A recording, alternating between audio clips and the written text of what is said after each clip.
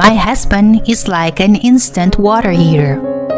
If something even slightly bothers him, his mood turns sour immediately. My daughter and I have lived in fear of him. Hearing my daughter cry out, "Mom, Mom," I finally came to my senses. I couldn't believe my husband would do such a thing to her. My name is Holly. I am a 25-year-old stay-at-home mom. I have a family of 3. My husband Sean, who is 80 years older than me, and our 3-year-old daughter Annie. My day starts by reporting my schedule for the day to my husband. Today, an air conditioning cleaning service is coming in the morning. After that, I'll go shopping and then pick up Annie from kindergarten. Other people might think that it's strange for a married couple to do this, but I don't really know what normal family is anymore. I've never known my father since I was born. My mother was a single mother who worked at night, but she was often irresponsible with men and didn't come home on many occasions. On the table, there were sweet buns and candies. On a good day, there might even be $10 left for me. My mother stopped coming home altogether when I was in the 5th grade. By that age, I knew what was going on and thought, I've finally been abandoned. When I told my teacher that my mother wasn't coming home, I was taken into custody and placed in a facility. My mother was arrested and charged with a crime, but she said, "That child was always in my way." Since then, I haven't seen her, and I don't plan to in the future. After graduating from high school, I got a full-time job at a nearby supermarket. The part-time ladies there treated me like a daughter, and I enjoyed my work. Excuse me, but what time will you get off work today? One day, a male customer with a slightly nervous look approached me while I was working. That man was my future husband. At the time, I was 20, and my 20-year-old husband looked very mature to me. Like me, he had grown up in a facility, and somehow, being with him made me feel at ease. When I was 21, I found out I was pregnant, and we got married. Our daughter Annie was born when I was 22. We led an ordinary, happy life. However, something happened that caused my husband to gradually become strange. Sorry, Holly. I got fired from work. My husband said, looking like it was the end of the world. There had been massive layoffs at his company, and he was on the list. As my husband was feeling down, I did my best to encourage him. "I'll work too, so let's do our best together," I told him, and he quietly nodded. I had quit my job when I got pregnant and became a stay-at-home mom, but when I contacted my former supermarket, I found that the same team was still there, and I decided to work part-time at the supermarket again. I also managed to enroll Annie in daycare halfway through the year. Seeing this, Sean started to complain. You're so lucky. Everything goes well for you. I can't even find a new job. Although we received unemployment benefits for a while and didn't have any financial troubles, I knew it wouldn't last forever. Looking back, I think my husband was panicking at that time. Whenever a rejection notice arrived, he got irritated. And maybe I was putting pressure on him without realizing it. But a month later, he did something outrageous. You don't have to go to work from tomorrow, my husband said when I got home from work. I didn't understand what he meant, and I was stood there frozen. He continued. I got a job. It's through a friend, but the pay is better, so you don't need to work anymore. Really? Congratulations! But I think I'll keep working part-time since I've come this far. I didn't mean any harm when I said that. I enjoyed working outside, and I knew Annie would need more money as he grew up. But my husband glared at me, slammed the door, and stormed out. In a matter of minutes, he returned in a good mood. That night, I received a call from the manager of the supermarket where I worked. Your husband came to the store today and yelled loudly. Is it true that you wanted to quit your job? I couldn't believe what I was hearing. I told the manager that I wanted to continue working, but he said, I really appreciate that, but after seeing what happened today, I'm sorry. Some of the employees were frightened by your husband's presence. So please understand. The manager apologized several times, and I quit my job that day. After taking a bath, my husband was drinking water, and I asked, "Why did you do something like that without asking me? Is it true that you caused a scene at the store? I told you I wanted to keep working." At my worst, he slammed the glass he was holding down hard and said, I just told them you won't be coming from tomorrow. I didn't cause a scene. That's an exaggeration. My husband's loud noise made Annie cry. He wasn't always like this. He used to be so kind. You've been acting strange lately. I can't live with you like this. I'm gonna live with Annie. At my worst, he sighed and said, What can you do on your own? You barely have any education, and you have no home or anyone to rely on. It hurt, but what he said was true. As I cried, Annie looked at me anxiously and patted my head, saying, It's okay. It's okay. The next day, while Annie was at daycare, I went to consult with the police. I'm scared of my husband. But I hadn't been physically abused, and I didn't have any injuries or bruises. An old male police officer said to me, Things happen in married life. Try talking to your husband a little more. He didn't seem to take my concerns seriously. As I walked along, thinking that this was how the world was, an older woman approached me. Hello, Annie's mom? Are you alone today? She's Sally, who lived in the house across from our apartment. She lived alone in a big house. Annie was very fond of her and called her grandma to play with her. When I apologized, she said, I'm happy to be called that, so it's fine. She was a cheerful person. My husband had a good public face, so she said he was a wonderful husband. But he said to her, That lady is a bit too friendly. It's better not to get too close. Since then, I had been letting Annie play with her when my husband was not around.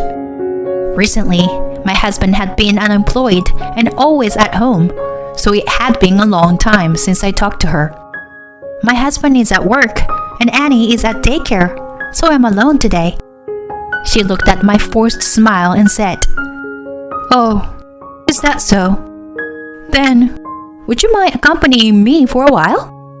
She forcefully took my hand and invited me into her home. Her garden was filled with colorful flowers, like a flower field. It was so beautiful that I unconsciously shed tears. I love flowers and enjoy having tea in the garden like this. But it's lonely when I'm alone. Today is nice because you are here. What's your name? Holly. I answered and she said, What a lovely name. From that day on, I became Holly instead of Annie's mom. When I returned home, my husband was already there, and I unconsciously trembled. I told you not to get along with that old lady, didn't I? Why don't you understand? He kept asking me, and I was too scared to speak. I could only say, Please, divorce me. Fine, but leave Annie. What can you, an unemployed person, do? Where would you live? How do you plan on eating? You can't handle all yourself, can you? I'll support you and Annie from now on. Isn't that good enough? With that, he smiled kindly like he used to and hugged me tightly. I was so ignorant and foolish at that time. I should have run away, but I couldn't move, fearing that he would find me and do something to Annie. Since that day, I was constantly under his surveillance. From now on, report your plans for the day. And if you meet someone, make sure to let me know. Got it? Where had the husband I loved gone? Even our young daughter seemed to understand, and she stopped leaving my side, even though she had been a daddy's girl. He didn't seem to like that either, saying, "Come on, Annie. Let's play with Daddy." But when she shook her head, he accused me. "You're telling her something bad about me, aren't you?" It was hell, but I had no one to rely on. I hated my weak self. I thought I was a failure as a mother. Since John found a new job, he had been earning quite well, and we were able to live comfortably. I heard he worked for a staffing agency, but the irregular working hours made me suspicious. Was he doing something shady? I began to think so. About 3 months passed in this hellish life, when a decisive event occurred that would end it. That day, he was in an unusually good mood, to the point of being creepy. Even Nanny seemed happy, going to him on her own. It was a scene no different from the happy times we once had. If only those days could continue. But it was too late now. While I was preparing dinner, my cheerful husband said, "Holly, I'll give Annie a bath today. Annie, let's take a bath together with Daddy today." Yay! She was so happy because she loved her kind daddy. Recently, he had been saying it was a hassle to give her a bath, and I have been giving her a bath most of the time. But I gratefully accepted his offer. I would regret this decision for the rest of my life. It was about 5 minutes after the two headed to the bathroom when I heard Annie's screams, which were far from normal. I quickly stopped what I was doing and ran to the bathroom. "Annie?" There was no sign of the two in the bathroom. Panicking, I rushed outside. There, in a parking lot, stood my husband, Annie, and an unfamiliar man. Upon seeing me, Annie clung to me crying. She must have been terrified. She was shaking. "What's going on?" I glared at my husband, who looked a bit uncomfortable. The man standing next to him then said, "Nice to meet you. I'm Kevin, Sean's friend. Your husband is currently working at my company." I felt nauseous at the man's creepy, smirking smile. "Is that so? And what do you want with my precious daughter?" My hands were trembling as I hugged my frightened daughter. In response, she hugged me tightly. Then, my husband said something unthinkable. "Listen, all we want is for Annie to be a conversation partner for some rich old men and women for a while. I told you I was working in a staffing agency, right? It's just that. And it pays a couple $100. It's a pretty good deal, right? You're always chatting with the bored-looking lady across the street. It's the same thing." He said he had taken her outside, intending to tell me afterwards, thinking I would object. What? What did he just say? What does he think of her daughter? A conversation partner? No way! I finally woke up to the reality. I marched up to my husband and slapped him. "You've got to be kidding! How could you do such a thing to your own daughter? Are you out of your mind? Disgusting! Don't touch Annie! Stay away from us!" My crying and screaming caused my husband and his friends to look panicked and tell me to be quiet. "Kevin," my husband's friend said, "Is your wife crazy or something? I'm going home." That's when it happened. "Excuse us. May we have a moment of your time?" 2 police officers were standing there. Seeing the officers, my husband and Kevin's faces turned pale in an instant. We received multiple reports of arguing voices. Tell us what happened. When I realized Annie wasn't in the bathroom, I thought it wasn't an ordinary situation, and I called the police while running down the stairs of the apartment. The 2 men started to resist, shouting, We didn't do anything. Let's go. As the police officers calmly listened, they were taken to the police station. A female police officer who came to help later asked if I was okay, as my body was shaking so much that she worried about me. When asked if I had any family members I could rely on, I could only shake my head. Then, from behind, Sally, who lived across the street, called out, Holly? Annie? Annie, who had been clinging to me, hugged her, exclaiming, Grandma!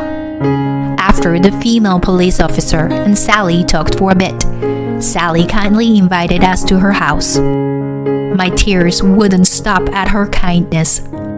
Seeing me like that, Annie said, Mommy is crying again. There, and patted my head.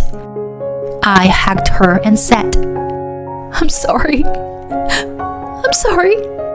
Thank you for comforting me. And managed a small smile. She happily said, I love you, Mommy. After that, my husband Kevin and several other employees were arrested. It turned out that the company Kevin was running had a fake location, and while they claimed to be a staffing agency, their actual business was providing escort services. Among them were illegal immigrants and minors. It seemed that Kevin knowingly employed them. Moreover, my husband and his associates were involved in nationwide wire fraud, affecting a significant number of victims. I was questioned by the police, but they determined I had no involvement and let me return to my daughter. I left Annie with Sally and went to visit my husband in prison. Divorce me, I said, looking straight into his eyes. All I wanted was to support my family. I always wanted you to stay at home. I thought we needed money for that. I was afraid you guys would suddenly disappear. My husband had the same past as me. His mother also left him one day and never returned. Still, he was completely misguided in his love for his family. I could not continue living with him any longer. He would be in prison for some time. After crying in front of me for a while, he said, Please take care of Annie, and agreed to the divorce. I heard that after his release, he would work with relatives on his father's side and lived far away in another state. I haven't seen my ex-husband since that day. Since then, Annie and I have been living in Sally's house. Annie seems happy to live with her beloved Sally and smiles every day. After Annie went to sleep that night, Sally and I talked while looking at the flower garden in the backyard. You know, I lost my husband to an illness a few years ago. I was so sad. We didn't have any children, so it was hard being alone. But the people in this area are so kind. They encouraged me a lot. How about for you? I couldn't stop my tears at her words. Not only her, but when I quit my job and told the nursery school that Annie would be leaving, the teachers were concerned about my pale complexion and even suggested transferring her to kindergarten. The owner of Sally's favorite flower shop and his son gave us a bouquet of flowers, saying, Put this up in your house, if you would like. And the son, Mark, gave Annie candy, saying, Here, eat this. Even when I went shopping at my former workplace's supermarket as a customer, The manager and part-time aunties ran up to me and said, You are not being mistreated by your husband, are you?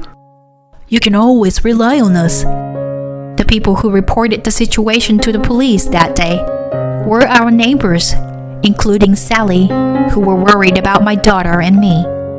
Everyone was so kind. Crying, I told Sally, I've always been told my mother not to be burden to others, so I didn't know how to rely on people. That's why. My mother always glared at me. I have no memory of her smiling. When I was in 3rd grade, I had a fight with a friend, and my mother was called to the school. On the way home, she told me, Don't be a burden to me, and slapped me so hard my cheeks swelled. Since then, I've lived my life trying to read people's faces.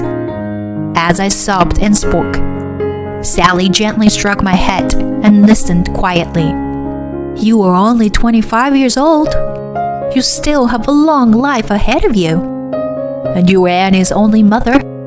She has no one else to rely on. It's okay to ask for help when times are tough. People can't live alone. With tears in my eyes, I replied, Yes, thank you.